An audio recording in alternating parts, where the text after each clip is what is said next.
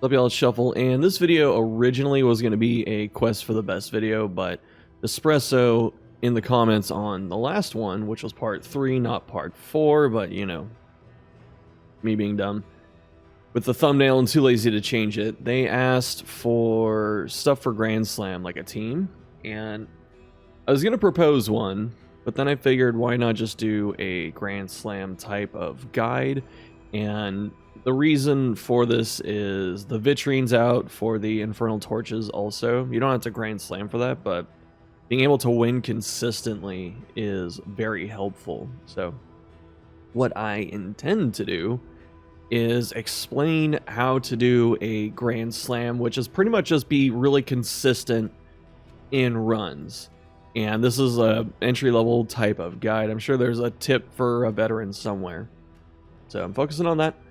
And before we get started, I have to thank all of the supporters, the patrons, and the channel members. Thank y'all for keeping the lights on. If you want to join one of those programs, it's down below. And I'm going to start trying to expand them in terms of what I offer for them, because I feel that that's one of the best ways to not only keep the channel alive, but also give back to people. Like, everyone says, oh, you give free entertainment or whatever, but I really do want to give back to the people that want to support. So, you got any ideas? Let me know.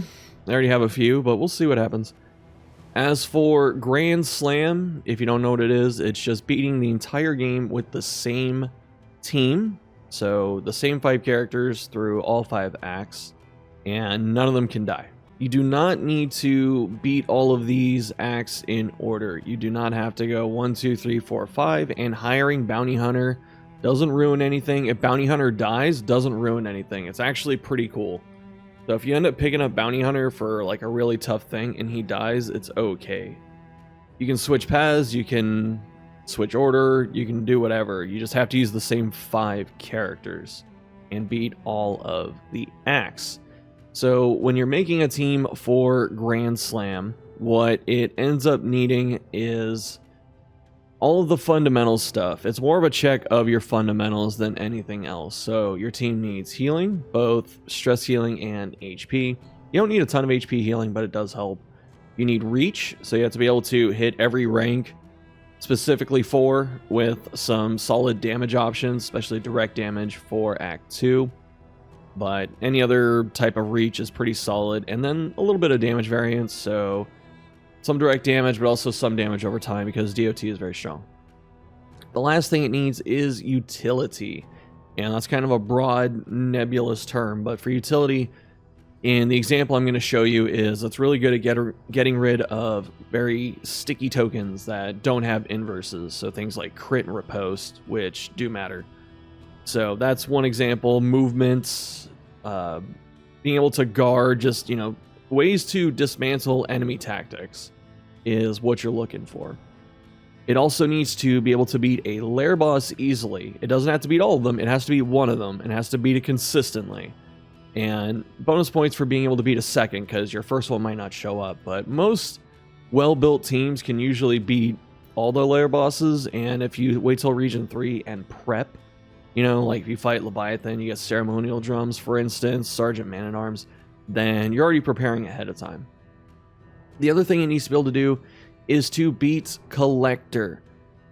With Collector being introduced into the game, he is pretty tough, and if you wait till Region 3 to get your trophy, actually it doesn't matter.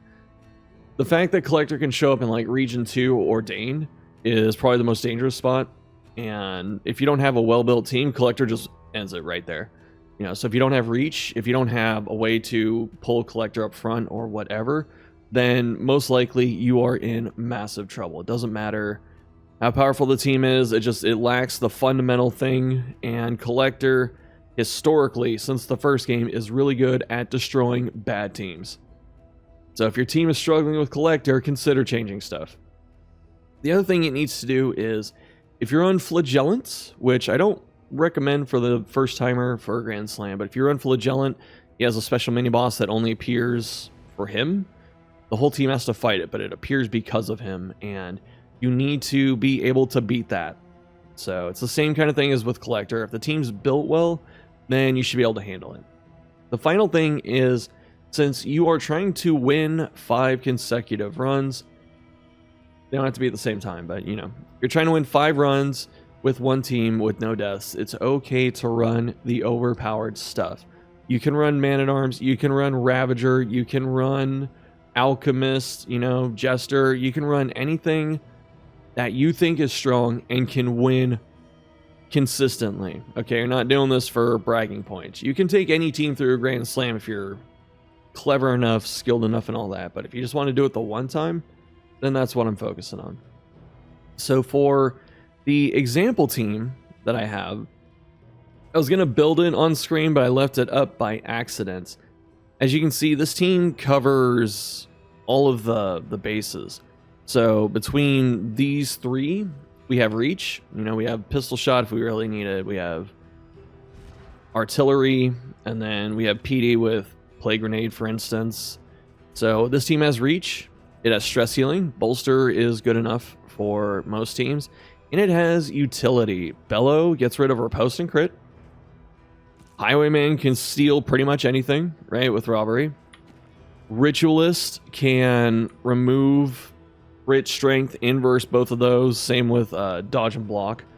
And that's most of our token management right there.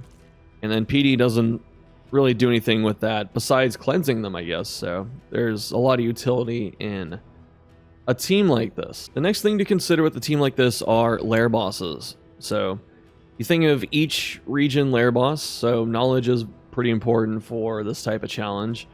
And when you think of lair bosses, you have to think of which ones the team can take down like really easily and consistently. The first thing I think of when I see a team like this is Dreaming General, because we have Plague Grenade and we have Abyssal Artillery, and so if you know the mechanics of that fight, you have to hit the taproot in rank 4 twice a turn after turn 1, essentially. There are other ways you can deal with this, like throwable combat items that can hit it, non-damaging attacks as long as you can target it, but the cleaves are the most efficient. So if you go, for instance, even Sharp Shot on Highwayman here, then you get Grape Shot and hits the back. Same with Night Sworn, stuff like that. So as long as you can easily beat one boss, pretty good. Then you consider the trophies you get from the boss, you know, trinket prices for general, rooting in place for 5 turns for general. Those are both okay now. The immobilized one got nerfed, and then the dot res one is good for some confessions, not everyone. The other things for lair bosses is this team can beat Librarian. It's not as consistent, I feel, just because it's Librarian can do this thing where it just kind of high rolls your ass, and you know, it'll be like blind on one person, double dodge as you're trying to hit it, then like speed rolls get funky. So that's another one that can be difficult. Harvest Child, this team can beat because you have a fair amount of movement in your front 2, and you have Hold the Line. Hold the Line is almost a 1-to-1 counter to a lot of Harvest Child stuff, as long as you can get it off. So as long as he's not locked down by hunger, which he likes to do, by the way. Man-at-Arms is famished every time I do that fight. It sucks. And the other one is Leviathan. This team can handle Leviathan, but it's a little squishy, so it gets scary. So you'd have to run like Sergeant, because you get movement immunity, essentially, and then you have guard to help guard the other marked target and stuff like that. As for the confession bosses for a team like this, the hardest will be 1 and probably 3. And I say those because even if you play well, like if you understand the fight and play well and stuff like that, because every team's gonna have a weakness. This team is kind of vulnerable to like high damage cleaves, which is what the first boss does. And you can deal with the stun res, but you might not find the poultice quick enough. And then for Act 3, this team generates a lot of tokens. It can cancel a lot, but also generates a lot of tokens. So if you generate stuff and FF ends up stealing them and you can't flip them off, flip them back in time. Sorry. Yeah, if you can't flip them back in time, then it's going to be dangerous. But this team still has answers to that. So for example, even though FF can do all that, Something that's really good as a boss killer in a team like this is Malediction. This is why I usually run Ritualist. Malediction ramps very hard in terms of damage. So after you master this in like region 2 or 3, this is your boss killer. So you'd swap out, for instance, like Binding Shadows and put on like Chaotic and Malediction just to make sure it goes off. Otherwise, something very important to assess with your team is which confessions it's going to have trouble with, and do those first.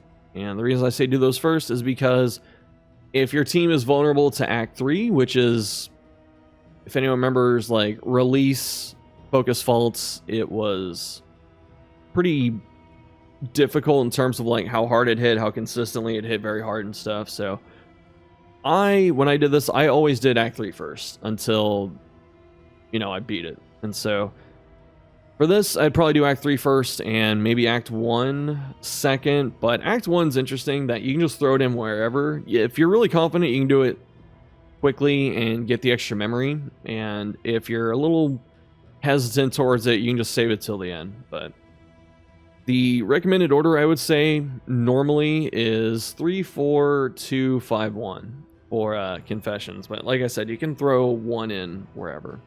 The next thing to consider are the paths and trophies, which I kind of alluded to earlier, but you really do want to pick paths on your characters that will beat the confession boss.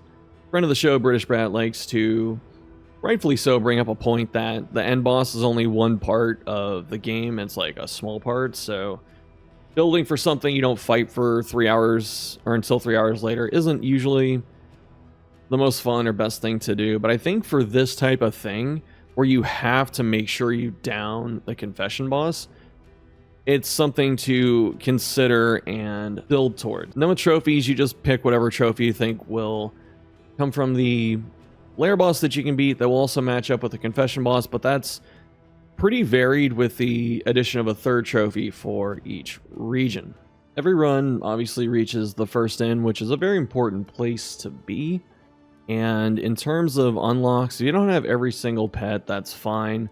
Wolf Cub, this is good enough to do the entire thing. Wolf Cub is a very good starting pet. It's just fantastic pretty much at all times. Luxury Gear is pretty solid as a tag, and then positive relationships are good. But if you have a lot of pets unlocked, then what you end up picking depends a little bit on the team, a little bit on the confession, a lot of bit on the starting in roll. And so what I like to do is I'll look at the in items. I won't buy anything for a minute, but I'll just scroll through. I'll see the consumables. I'll see the in-usable items, the usable items in the in items, and then wagon gear, trinkets, and really not running any flames for this. But honestly, no joke, if you just want the achievement, run Radiant. Who cares? Like, you're not trying to prove yourself to, like, I don't know, for Reddit karma. Who cares? Just run Radiant. If you really want to, run it. I'm not judging you. No one should. But besides that, if you are trying to pick a good pet and stuff, it starts here. So when I look at this, I see just various items. I see stuff like this is pretty good for Act 4. If I was doing Act 4, I'd hold on to these. Maybe it's a bit too soon, actually. I could do Sprawl. I could do Tangle with this. Fetter, not so much. Fetter because of this, though, if I wanted a Region 1 baby, because this gets rid of hunger. And, you know, just we're thinking about that kind of stuff. Usually we don't use in items on the first in because, for one, you're not going to get an affinity hit unless you can somehow get to 14. 2, if it's something like this that can put you under 9, then you run the risk of a negative at the start. So you don't try and do that. So what I'm looking at here is I look at the wagon gear. I see Tinker Gear, Med Gear, Food Gear, and uncategorized storage trunk. These are probably not worth buying once you have like max inventory base. And so Tinker's Gear for Owl, getting res piercing, or debuff, not bad. Let's see. And then this makes traps. There's another one that makes, I believe, contraptions, which are smoke bombs. So something like that would be good for Act 3. But we don't have that here. The other one I'm looking at is the med gear. Really not looking for operating table on a fresh run. Maybe if it was the 3rd or 4th run and someone has a really stupid disease, then it's worth getting. And so we're not taking the trunk. So I'm looking at the griddle. Griddle is food gear. Food gear is one of the best. And it synergizes with Rabbit. Rabbit is also one of the best pets in the game. Arguably, it's like top 2, top 3. It's super, super good. And it is item dependent, but if you get 1 or 2 of those items early, it's good. It's fantastic. So every food gear gives you 1 speed. This matters a lot. Having even 2, like putting your average speed up to like 6 is insane. It helps so much. It already counters the ordainment speed buff and you get even higher. That's great. And max food per health is just good in general because a lot of healing is percentage based. So having more HP is more safe. It helps your squishy characters because it's a flat amount. And then healing percentage-wise is also good. So we need 4 food to get the HP. The griddle makes 4 food at a time. So I would buy the griddle. And I would buy the rabbit. That's how I would start this run. And then I would look at other items that synergize with rabbit. So food, I would definitely buy the slime mold. And just hold it. We're going to hope for food barrels, icebox, and stuff later, but start stacking it now. Steak, too expensive for something like this, and so I think that concludes our initial rabbit synergy. The next thing I buy, like in pretty much any run, are glimmers. That torch can sneak up on you very quickly, and having even just a couple of these, ideally you want to have 2 or 4 on you at all times, you know, for each zone, just to really help with the torch mechanic. So we'll grab those. Let's take a look at my negative quirks. Blundering is really bad. Slow-handed, pretty bad. Bad digestion, not as terrible. So I'm going to buy this to cleanse it. And with a little bit of money left, I'm not sure if there's anything super mega high value besides the affinity stuff here. So I think from here I would wait. The laudanum is a close purchase, but now we look at where we're going. So no hoarders, clear out the lair. We don't need hoarders in the first region because we don't have any currency at this point. And oh, that's brutal right there, but let's see. So we have hoarders, kill the boss, 1 mastery. A little bit tough for the newer player to pull off region 1 layers consistently, so maybe not this, although this is a very easy combination. This combination kind of sucks. So we have minus max flame, so our cap on flame is 80, and we have to keep it over 40, so we have a very tight amount of room to try and keep the flame high in order to get 2 mastery.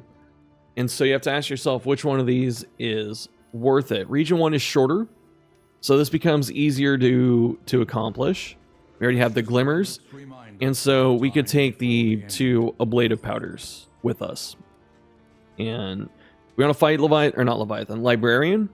May seem a little crazy to do it early, but considering the challenge that we're looking at, being able to beat Librarian and get some flame back is pretty good. And honestly, if you're going to take a risk, Region 1 isn't too bad. Region 1 of the first run of the Grand Slam is not a bad place to take a risk because, you know, worst case scenario, you just re-roll it. So you're not losing anything at this point. So I would actually, as a first run, I would take this risk. I would go for it. And so, gotta outfit our stuff, obviously.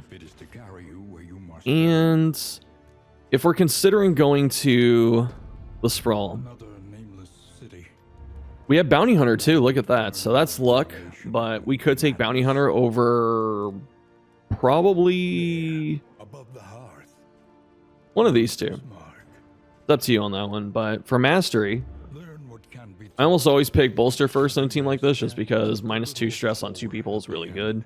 And then the next would be probably Plague Grenade, especially if I'm fighting Librarian, so I can just ramp up that damage. So we're going to spend these items. Did not get Blundering, feels bad. And we're going to see what the map looks like. I'll give you a quick explanation on how I tackle the map in this situation, and then that'll probably be the end of this. So let's see what we get. the sprawl. Behold, the great Okay. cities of man, ruined and aflame. It's always really important to just look at the entire map.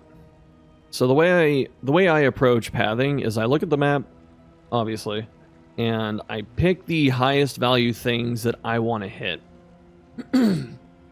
So what I look for are first special nodes, so stuff like Oasis, Hospital, Creature Dens. And I look for fights. Actually, I look for the lair next, where the lair's at if I want to do it. And then I look for just fights in general. And then I consider the road and see which is like the safest road path. So in terms of special nodes, we have a watchtower if we want like a speed bump, if you have that unlocked. Looking at the studies, Vintage Collection, this is a super, super good one because you either get the blood or the wine. Both of those are great items. And it's always loathing here, so it doesn't really matter. And then the hospital is the other thing. We can't afford the hoarder right now.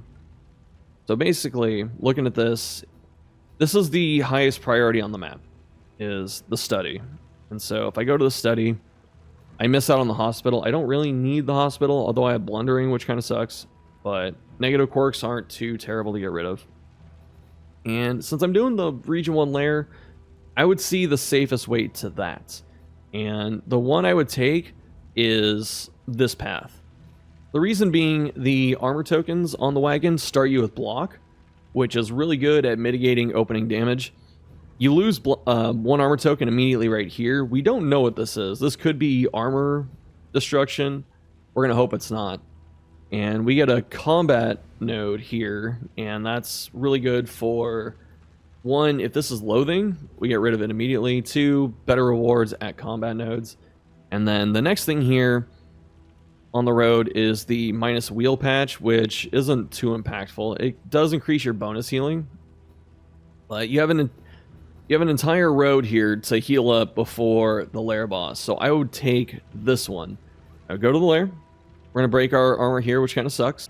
Then from here, I would go left, hit the study, get the high value items there, knock off the next loathing with this resistance fight, and then hopefully this isn't something too terrible at the end, because we have a fight, a blank, fight on the way out. This is never anything, I think. I don't know why they haven't taken that off.